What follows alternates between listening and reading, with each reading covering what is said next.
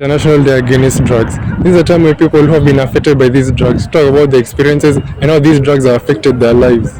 This is a time where people are educated about the consequences and how these drugs affect people around them. This is a time where people are able to talk about their addiction to these drugs and how to overcome them. Again, today being the International Day Against Drugs, we are able to be joined by a well-known psychiatrist who is known as Electin Nyonjala, who was able to overcome her addiction to drugs and who is now ready to tell us how she started these drugs, how she was able to cope with them, and how she's coping up with life today. I was involved in drug addiction like nilikuwa form 2. It was early, like some ilikuwa second term, was vile nilitoka home. I was under depression of my parents actually. So I had a deskmate. Alikuwa anaitwa Lydia, I guess so. During the nights, unajua ile time ya preps. Nilikuwa nakaa like unakaa, then all of a sudden Lydia yuko. So nilikuwa nashanga like alikuwa anaenda wapi. So ilikuwa habit actually. Unajua shughuliki na mtu cause hatukuwa tunaongea hivyo sana cause she was an introvert. So one day she just came, like ilikuwa saa 2. She just came up to me. Alikuja akaniambia, Electin, I want to tell you something. I was like, okay. Nikamuuliza, I want to tell you something. Comes okay. So akanisha nataka kuonyesha kitu. I was like, okay, si tuende.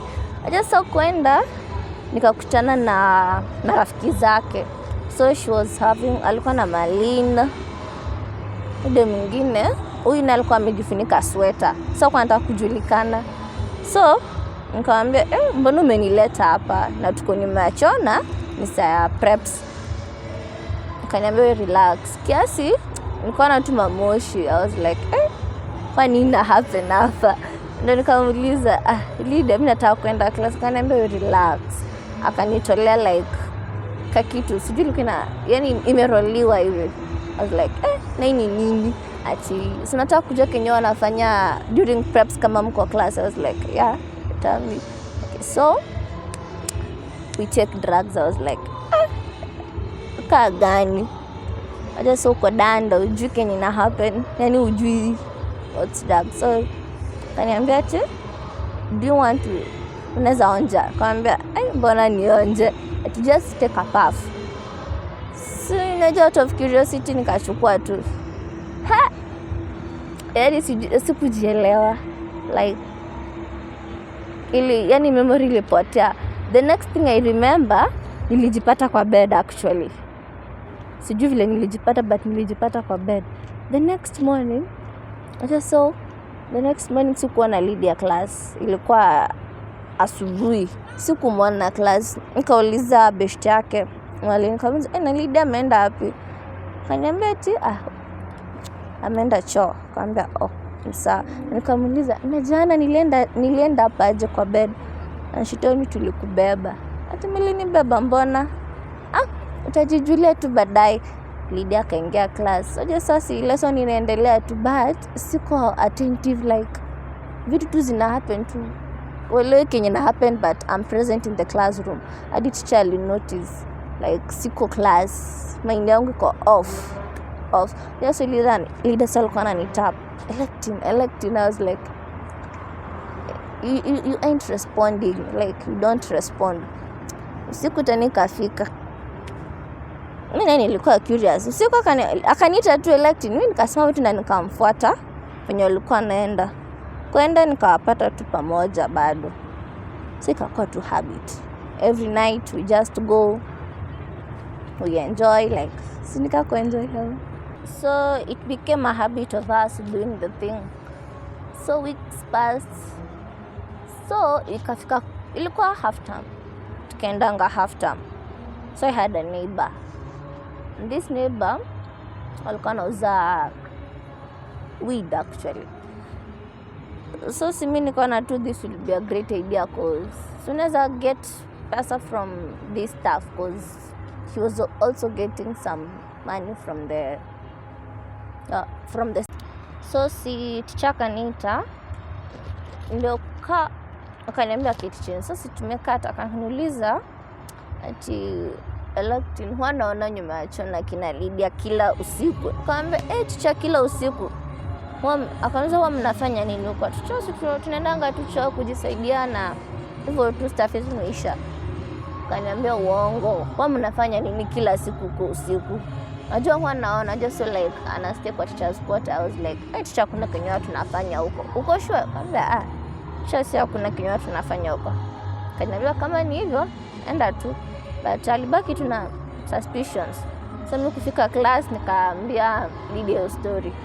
Lydia akasema hizi notice hata notice cause hivyo tu like hakuna kenye ulisema yenye inaweza mfanya atu suspect. Kaambia iko sawa.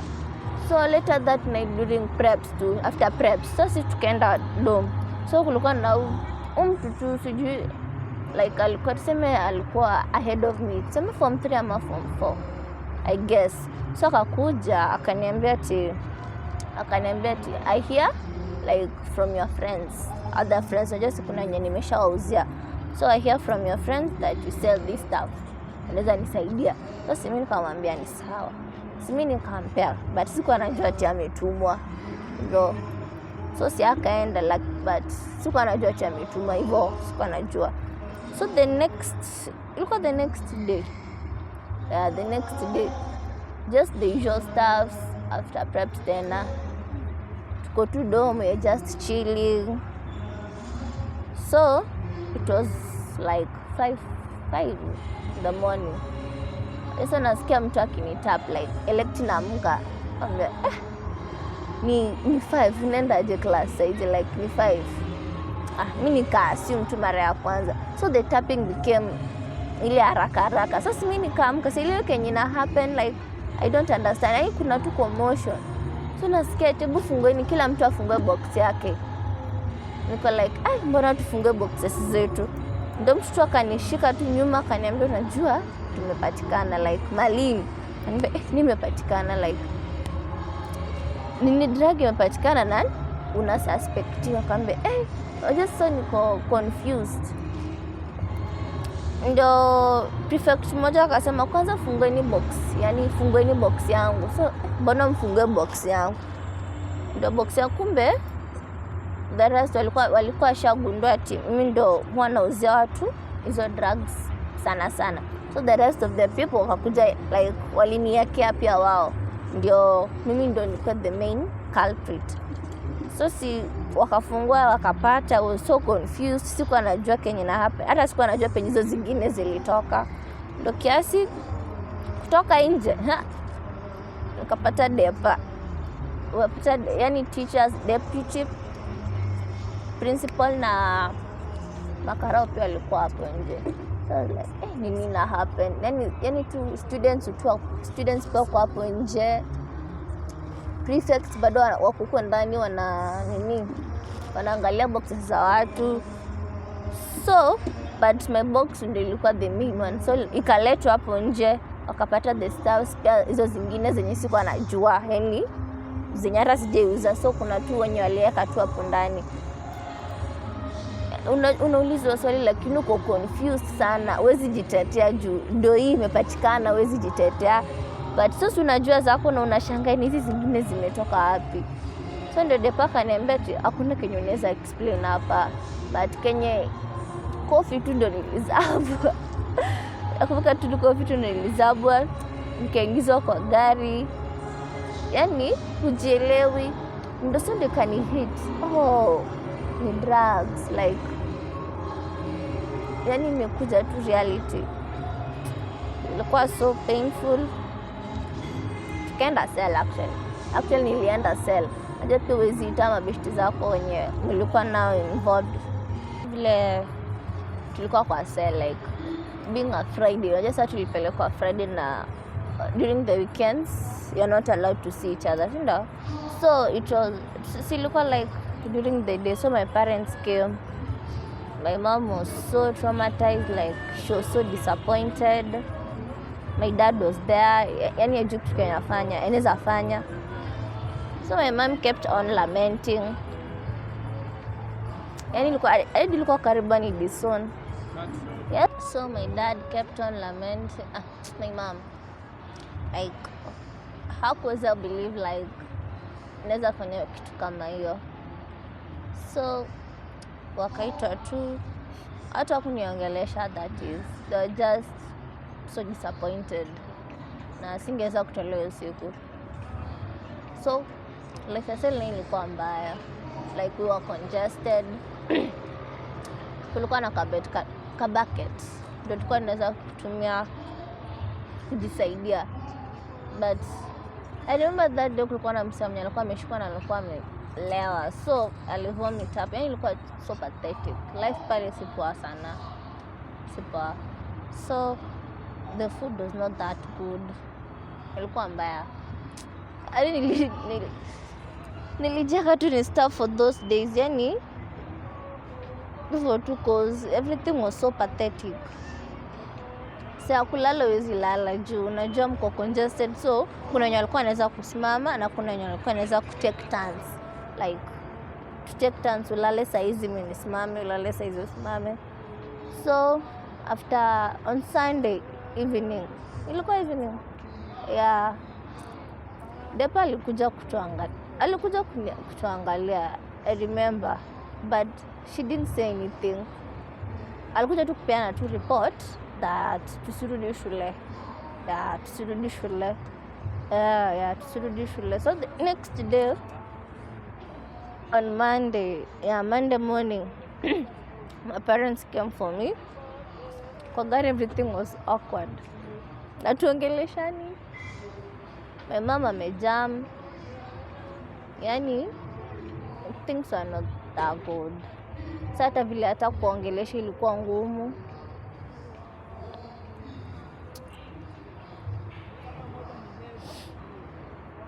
So tukafika home, my siblings, actually my elder brother alitoka shule pia yeye. She's in ako campus. So hata kwa nataka pia kuniongelesha, like hakuamini like naweza fanya stuff ka hizo. Hadi akaniuliza how it started, but sikumwambia anything because obviously angeniambia mom na tena ingekuwa tena story ingine mbaya. So we just kept it there. My dad akaniambia siwezi rudi shule because hawata niruhusu nirudi tena because of the incident. My friends nilikuja kulani pia Lydia walikatoza pia kurudi because waliwatafuta wote. Lydia only Malinda alirudishwa because yake kwa ako involved sana. So but so nilikuwa so too much into drugs, so singeweza kutoka that is. So pia usiku while at home juu nilikaa home sana that long, so pia nilikuwa nileta bado kuzichukua kisirisiri kama hawajui. So one day my brother akapata a packet, like kameroliwa tu. So, alikuja kwa bedroom that alipata kwa ya jacket I think so. Ndio kuchukua kabla ya alichukua alijam actually. Kujam wakaenda kuonyesha my parents. Ndio my dad akasema vile inaendelea hivi itabidi nikupeleke rehab. Though they were not that able because unajua pia rehab inakuanga mob sana. So yani ilikuwa tu thought like itabidi tukupeleke, but there was no hakuna pesa. So after my dad had the thought of kunipeleka rehab, mimi nikaona imezidi, so I just had to give in ndo niende nipate usaidizi because it was too much. So me going to the rehab, I had the mentality that I need to change actually because things are getting out of hand actually. So after a month I think so, waligather pesa and I was able to go to the rehab. So okay, it was so hard to cope up. Just so you were used to taking some things, but hapo huwezi kabisa life experience yake vile she also used to take the drugs. So but our stories haikuwa similar, haikuwa similar sana. So And after a while, through her sessions, and I got to learn some stuffs. Actually, I wanted to be like her. Yeah, I wanted to be like her because it was helpful ile sana, because kutoka kwa drugs ilikuwa so hard. Yeah, kwake ilikuwa so hard, but ali overcome. So kama ali overcome, mbona pia mimi nisi overcome? After hapo nikajua after hapo ndo my parents waliona some improvement. Waliona na improve physically, like nili yangu na inakuja into life again how I used to be actually. And I also wanted to teach her to take other people who are also involved in drugs to remove, yani kuwatoa tu hapo.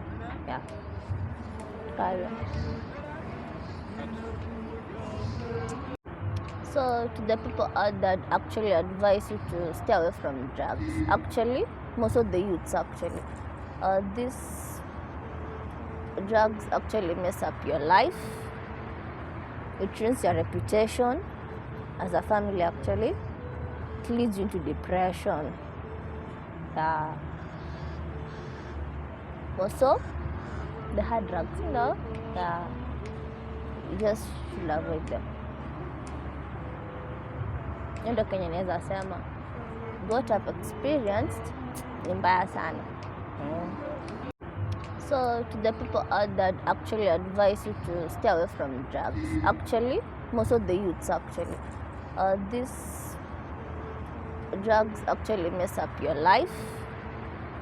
It ruins your reputation as a family actually. It leads you into depression. Also the hard drugs, you just should avoid them. Ndo Kenya naweza sema what I've experienced ni mbaya sana. So naweza tu advise mwacheni tu na drugs, si poa.